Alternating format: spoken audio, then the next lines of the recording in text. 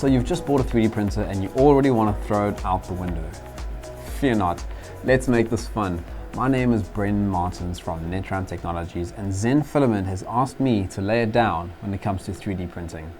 I've been in the industry for close to 10 years now, and I've noticed that people are under the impression that 3D printing in 2022 should be as easy as pressing a button on a coffee machine. And I mean, I kind of agree, but unfortunately the technology just isn't there yet.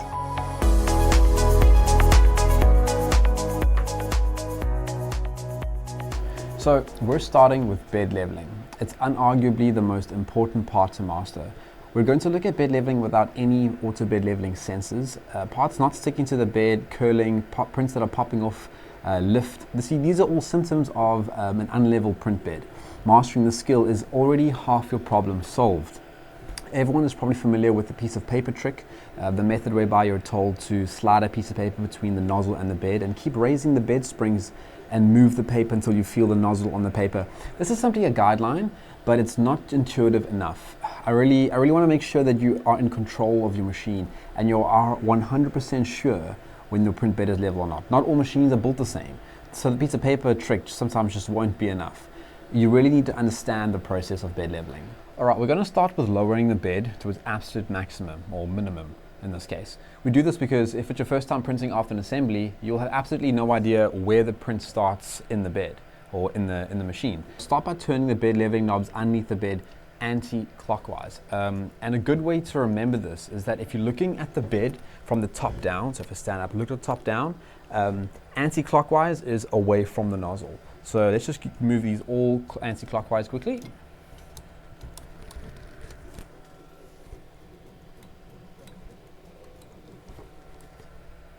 So a good way to remember this for me is AA. Anti-clockwise is away from the nozzle. If you remember that, you should be fine. And now what we're going to do is we're going to print a simple cube just in the center of the bed. You will find a link to it in the description of this video. And note that we do not use rafts. No one likes rafts. I don't use rafts. Just a waste of time and material. I really don't like using them. So the only bed adhesion method we're going to use here is a 2mm to 4mm brim. If you're not entirely sure how the slicing process works yet, your printer should come with some default already sliced prints for your printer made available on the SD card that it came with. If not, then just pause this video and check out how to slice some models in Cura first before continuing. Alright, now that the bed is completely lowered, let's start the print. And of course, it'll start printing in midair. This is great because now we know where it's printing and it's not damaging the bed while it's doing its thing. Now what we're going to actually do while it's printing is we're actually going to level the bed while it prints. I know it sounds crazy, but I promise this is actually the best way to do this. While it's printing, one by one start turning each bed leveling knob clockwise. This will raise the bed up towards the nozzle. You need to look past the mess that the machine is about to create and just focus on the nozzle touching the bed. You may need to even use some tweezers or your fingers or something just to remove the spaghetti filament that's going to come out now. Keep doing this until you see the filament coming out of the nozzle and starting to stick nicely to the bed. By now there must be a big mess. You might not be able to even tell what's going on, and that's totally okay. Using the printer control panel, stop the print, clean the bed and start it again. Don't adjust any of the knobs before we start. We want to continue exactly where we left off. Right, repeat this process again until the filament is now being laid out onto the bed. The next question that's always asked here is, okay, so the filament is landed, it's on the bed, it's sticking, but now how do I know if it's too far away or if it's too close? In short, this is just experience of what a good first layer looks like.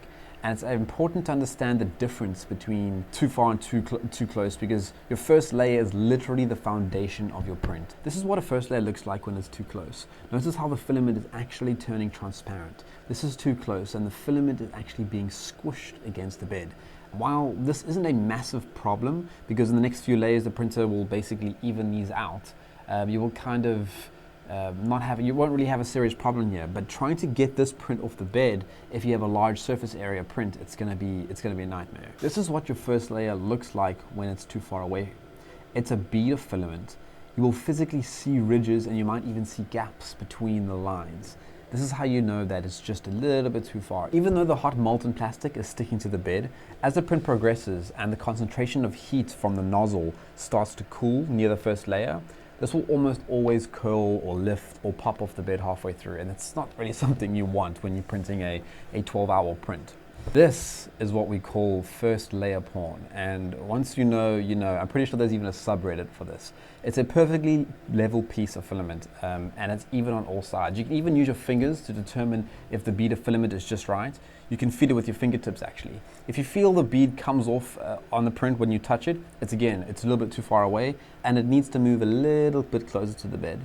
Lastly, we need to touch on print temperatures. If your print temp is too low on your bed or your head, it'll make it a little difficult for the plastic to actually grab as it cools. Make sure you're in the correct range for your filament brand. Personally, I use ZEN Ultra at 220 degrees on the hot end and 65 degrees on the bed, and I have absolutely no issues with sticking. And that's all it is. I know this method sounds like you need to be a printer whisperer in order to get it right, but I promise you, this is the only real intuitive way to go about leveling. I promise you, once this method is mastered, you will not have any issues printing any file at all until we get to supports. I'm kidding, we won't have any issues with supports either. Alright guys, make sure you subscribe to the ZEN channel to catch the next video in this series. I think the next one's about Cura slicing. I'm Bren Maartens, and I'll see you next time.